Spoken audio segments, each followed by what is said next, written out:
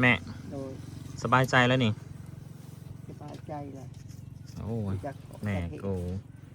ปั๊บคืน สบายดีอีแม่ สบายดีค่ะ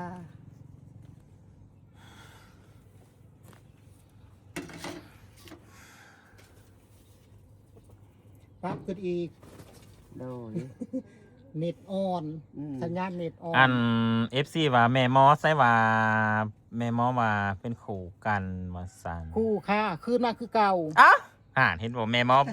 ดูด้วยตาเปล่านะคะ ดูด้วยตาเปล่าก็คืนมาคือเก่าทองไปเดิมอื่นมือเห็นคือเก่าจ้า อ้าวแม่มอมาเอง น้องคนเชียวน่าน่านี่ตัว ว้ายของแม่เสี่ยวกาว้าวพอไปถามพอเสี่ยวไปตอบว่าแม่นว่าสั่นแม่นอลีว่าสั่น ไม่เชียวนะปั๊บขึ้นอีกเน็ตเน็ตออน แม่เสี่ยวเป็นยังมีเสี่ยวเขี้ยวบ้อง มีเชียวก็เน็ตออนพูดเป็นปั๊บสัญญาณดีใจจางมันเต็มเวลาชาติมันเต็มไพ่ออนไม่เชียวนะเปลี่ยนแปลงไม่เชียวไพ่ออนไพ่ยังบ่แห้งเพราะว่าทางนั้นต้องการกำลังใจดิ โอ้บ้อง แม่น ผัวเด็กต้องการกำลังใจ แม่มีผัวเด็กคันเด้คือเขาร้องเพลงคันเด้ต้องยังคือเขาร้องเพลงคันเด้ แต่ว่าอีเถาพันหมั่นใจตัวเองนั่งว่านางงาม แม่นน่านทูมาอีเร็วอย่าลูกเต้ นะแม่ คืนมาคือเก่าทุกคน เดี๋ยวลูกบอลก่อน เอ็นนี่ ลูก คืนมาคือเก่าเด้อ เ เมาล่างก็ไม่ใหญ่นะคืนมาคือเก่า อ๋อ ยังหลับไปเป็นฮัลโหล แม่เสี่ยว จ้า สิยากยังคำพอเสียบปานกับแม่เสี่ยวแกแม่เสี่ยวก็เสียบแทนเลยค่ะ ไม่เชียวก็เอาคืนบ่ แม่เสี่ยวนี่แหละเอาถามพอเสี่ยวดูไปพออยู่เมืองคุณน้ำข่อย ไปอยู่กันคุณเอาข่อยไปเชียวเป็นบ่ไปนี่เป็นยังห่วงทั้งที่อยู่ อ้าวแม่นบ่ ยังห่วงทั้ง บ่ล่างมึงสิไปอยู่เมืองคุณอยู่ของโห บ่ไปเป็นชัยบ่ไป เดี๋ยวเขามีหมูอยู่หัวเลยเนี่ย หาปลา อยู่พี่ที่อยู่ทางนี้ทั้ง บอกได้เพิ่นมีหมูอยู่ได้บ้านเอิญคุณ ทั้งผมทรงผมบอกค่อยไปนั่งคุณบอก โอ้ยนั่งตรงใด กระนังกลางเหรอวะเป็นแม่เสี่ยวเห็นได้ลักษณะโอ้ย เป็นขอบเคิงพอเสี่ยวก็ไม่เสี่ยว ไม่เชียวได้มานั่งอยู่กลางทุกคน พี่น้องอันนี้เสี่ยวเพิ่นมาตะเอิญคุณมาตะบ้านของผู้ บ้าน เปิดมาแล้วก็พอดีมาเปิดดวงให้เสี่ยวเสี่ยวมีเหตุมีร่างแล้วเพิ่นมาเปิดดวงให้เสี่ยว มาเบิงให้เสี่ยวเป็นจังได้ คือที่โทรป้าเพิ่นก็บ่เสร็จมาตอนดึกเสี่ยว นี่มาตอนดึกขนาด มาแล้วเพราะว่าเสี่ยวถักขึ้นมาเพราะว่า อ่า เสี่ยวไปถามพอเสี่ยวพอแม่นอลีเพราะว่า แม่น พอเสี่ยวเป็นยังก่อนนะ พอเชียวต้องการกำลังใจ หน่อยใจ น้อยใจ อืม จากเชียว อืม เชียวผัดลืมเอาใจหรอวะ อืม บอก กะแม่นให้เต็กก็ลื ลื ม มเอา เลย ใจ เต้กับพัดเต้กับพระเจ้ากับเพื่อนนอนเกตลีมื้อนั้นเต้กับว่าเพื่อนนอนน้ำตัวโน้เต้ มือนูผานะแม่ขาดอลี เชียว มา พอเชียวพอไปนอนอยู่ในกล่องในล้างนะเพื่อนหาบ่เห็น เต้กับบริปหาซ้ำอีกแล้วเต้ว่าคือนอนเธอเลยเต้กับบริปหา ถามมึงถามพอเสี่ยวนะเศร้าได้ต่อบัดเนี่ย พอเชียวได้ปะนี่งูคืนคือเราเนาะปะนี่เนาะเรื่องใด สับสน กำลังซับชนคืนเลยวันนี้เนาะอีกประมาณ2 มื้อคืนอีพี่ไปเชบดานะตัวนี้ที่นับอีนาตาลีไปจับโยนลุงตูบเนาะ เป็นนำอินดาตาลีนี่เด็กน้อยเขาสิ เขาเด็กหน่อยเขาสิไปเลยก็ยังไปอันล่างเขาว่ายังไปบังคับเขาว่าอยู่ ที่นับอีหาเท่าทั้ง เป็นน้ำอีเถานี่มีอีเถาทั้งนี้กับคือกันเขาสิว่าบริเจียมโต บ้าพี่จีช่องอีเถ่าเดี๋ยวว่า ที่นับอีเท่า2อีเท่านี่แล้วเพราะว่า อยากได้เด็กน้อยเห็ดผัวคันแหง เวียนไปเวียนมาอยู่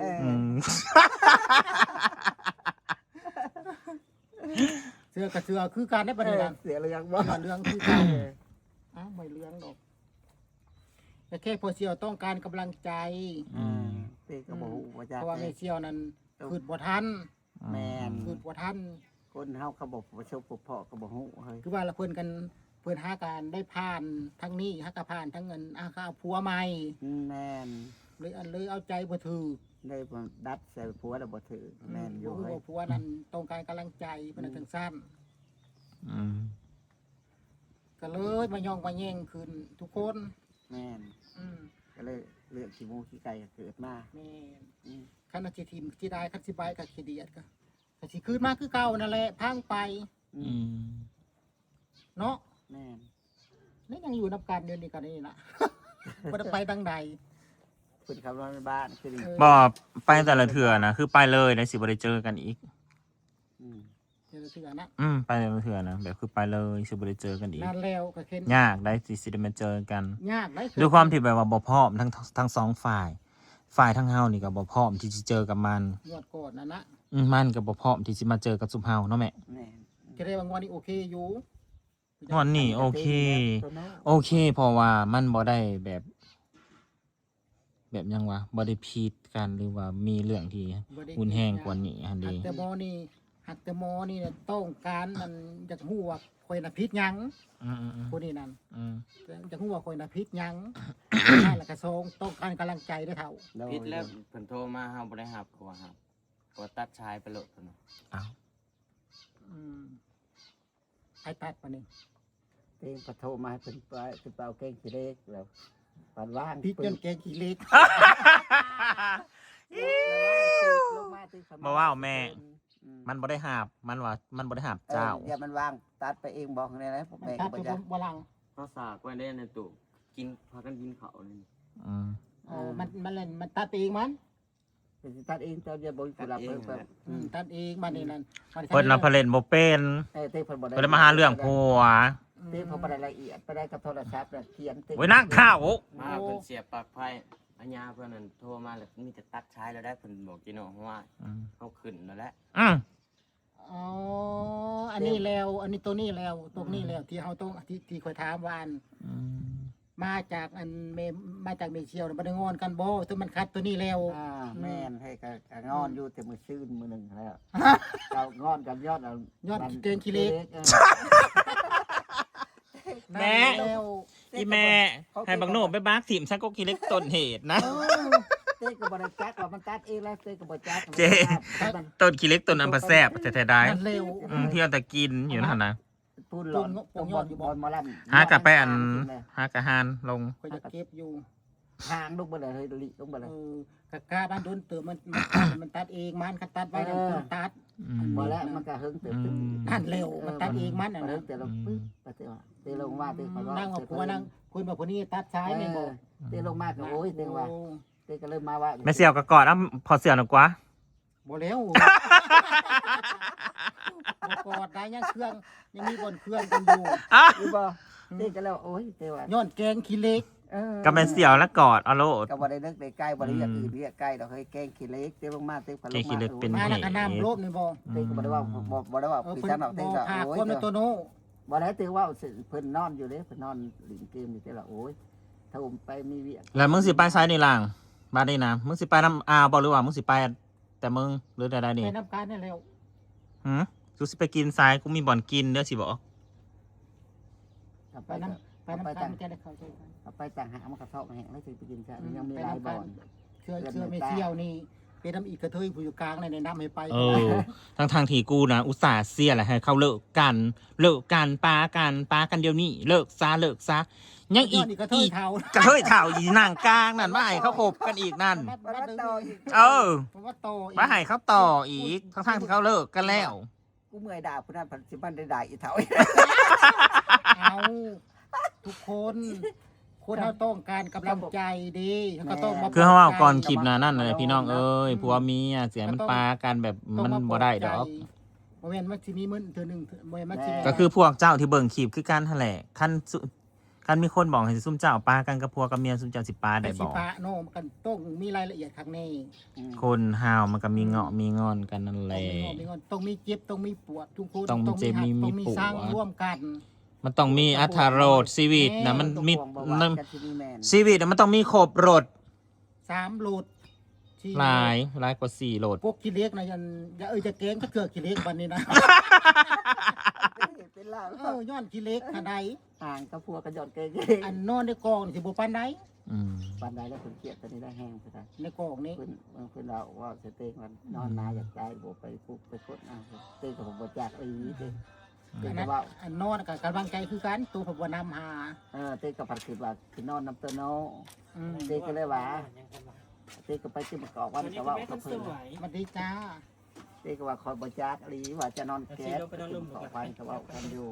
บ้านที่เป็นของกัน เป็นยังคือนอน มันออกมาเป็นผัวเจ้เนี่ยแล้ว โลกใจเชี่ยว มันเป็นผัวแม่หมอนี่เนาะ ยังบุหู กันนั่นแหละเต็กก็พัดบ่ฮู้นี่แหละ อืม เอาไปเลี้ยงอันไหนบักโนเนาะมีคนมาหลอกว่าหมักมันสิฝากเงินมาให้มันเพราะว่า บ่ บ่ ตัว ได้พัด บล็อกตัวเสย ตอนนี้ตอนเฮาเกี่ยวข้าวเนาะ อืม ต้องไป เดี๋ยว ขุด กำลัง กบ นั่งดิบน้ำไม่เชี่ยว ทุกคน อืม น้ำโพเชี่ยวโพเชี่ยวต้องการกำลังใจ แม่เสี่ยวนะมาถามว่ามันเป็นยังมันเกิดยังขืนถามไปถามมาพะเมนความพอเสี่ยวอลี โพเชี่ยวต้องการกำลังใจจาก ซุกก็คือหอมหนามกระท่อม เชี่ยว ว่าตัวซื้อท็อปมาสิ อันนี้ มาเนาะ นั่นคือหอม คือหอม นี่ กิน พอย า ดเนี่ย โกกยา อ๋อกลิ่นน้ำกระท่อม รถกระท่อมก็มีรถยังก็มีบ่ กับไปน้ำกันแล้วบัดนี้นั่นบอก โอ้ยก็ไปนำกันเท่าไหร่ ไปน้ำกันนี่จังห ไป วะ นำ เด้อ กั โพ น เชี่ยวเด้อ ซาเล้งเอาซาเล้ง เนาะ ไปน้ำกันนั่นแหละกินน้ำอีกกระเทยอยู่ตรงกลางแล้วมั้ง ที่เคยอยู่ทางกลางจะเป็นมึงปากดีสัตว์เนาะ ยับยูลุงตู่ อ๋อ ในน้ำว่ะ กูอุตส่าห์อยากให้เขาเลิกกันแล้ว มึงพอยังมาดึงจองเขาไว้อยู่สิว่า คนเฮาก็ต้องปรึกษาก่อนต้องรายละเอียดก่อนต้องแนะนำก่อน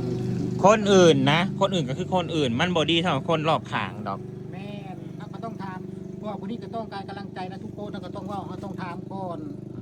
เอา ถามดูเจ้าต้องการกำลังใจบ่เสี่ยว เจ้าต้องการกำลังใจเบิ่งผู้เชี่ยวบอกแม่นบอกตัวหน้ากล้อง อืม ตอนนี้บ่ตำอิดนะต้องการแฮง ตอนนี้มันขยันแน่แล้วเนาะ แม่น มันผ่านเลยมันผ่านเรื่องตัวนั้นไปแล้ว ผ่านไปแล้ว มันก็เลย บ้านนี้ได้ใช้มันนี่นะกับการมันก็ยินแล้วเนาะ ทบทวนนั่นแหละทบทวนเอา ทบทวนเอา กับบว่าดอกว่าสีคุ้มให้มึงมาเอากับอีแม่อีกก็แล้วแต่ ก็แล้วแต่เขาปรับใจได้ แล้วแต่แล้วแต่ เสื บ่ อ แม่ เรื่อง น ทางกลางเพราะว่า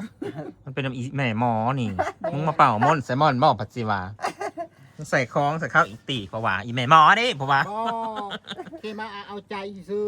มาปลอบใจ เสี่ยวทั้งสอง เชี่ยวอันนี้ก็เชี่ยวอันนี่ก็พอเชี่ยวอันนี่ก็ไม่เชี่ยว โอ้ยเชียร์จากข้างน้อย แม่นก็เห็นได้ยินเพิ่นนั่นลูกนี่คิดก็เป็นจากหัวควนเพิ่นกับปานนั้น มันก็ยังใหม่ๆอยู่ มันก็ยังงงๆอยู่ขนาดคอยเองคอยก็ยังงงเลยว่าคอยเว่ายังไปเมื่อคืนนี้คอยไล่มันนี้นะคอยยังรู้สึกผิดเลยเพราะว่ามันบ่ไปแนวนั้นมันก็บ่ไปเจ้เอ้ย บ่ไปแล้วหมอนี่ต้องการกำลังใจ มันบ่หนีมันว่าบ่เฮาสิอยู่นี่เฮาสิอยู่นี่คอยก็ไล่มันหนีว่านักษณะ แม่นแต่นี่ คอยก็เลยแบบโอ้ยไปนอนขีดตื่นซะมาคอยก็เลยมาขีดโอ้ยเอาจังไดเด้วะอืมอีเอ้ยสิหูยังของอีเอ้ยนอนพอแฮง อืม ห้อง FC ก็ส่วนหน่อยก็ให้กลับมาอยู่คือเก่านํกันคือเก่าแล้วมันจะมีซีซั่น แม่น คันเลิกกันน่ะจะคอยสิเบิ่งหยังเพราะว่า เฉพาะจะเบิ่งน้ำสองเท่านี่แหละ FC วะ เขามีซีซั่น อืม แต่ส่วนรายการเลิกกันเลย เลิกกันเถอะแบบพวกเสี่ยมฮะเด้ตัวเสี่ยมฮะเด้ พวกบริบาประจ พวกบริมาประจ ำพวกที่มาเข้ามาใหม่ ำหูเหลืองหูลาว โอ้ยขามาสึกนะสึกที่สื่อ นี่ เป็นจังไดอีแม่ ก็บริเป็นจะได้ กระยาลงเลยเนาะ หูเหตุหูพันแล้วก็ตัวเองสิดัดสางตัวเองลง โอ้ยเถ่าเอ้ยกระเทยเถ่าเอ้ย ปรับปรุงแล้วบัดนี้เฮ้ยเท่า อืม ไปที่บ่หูเหตุหูพลเพราะว่าบ่เลยบ่จักเรื่อง ภายใช่ต้องการกำลังใจดิ กำลังใจคือยังแม่ ก กำลังใจแบบว่าเอาใจอันนี้ เอาใจเน็ตเพิ่นอ่อนสัญญาณเน็ตอ่อนเพิ่ กำลั ม งใจเห็นมันถือใจกันฉันแล้วกำลังใจ เพิ่มขึ้น แม่ เออ สีกันคือเก่า ไปทำการคือเก่า ที่